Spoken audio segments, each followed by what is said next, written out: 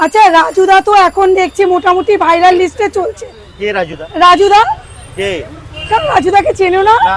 শিয়ালদার রাজুদা। ও হো হো হো হো, ওইখানে তো সবাই বাসি মাল বিক্রি করে।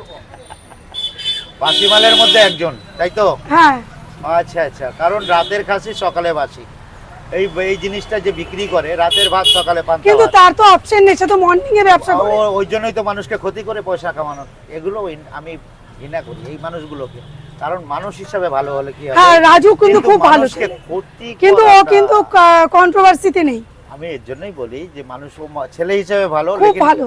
লেকিন ওর মানে আসল ব্যাপারটা হচ্ছে ও কাছাকাছি কোনো ঘরটর নেই, নিয়ে তাজা তাজা মাল খাওয়া, বিভৎস ভাইরাল আরো হবে।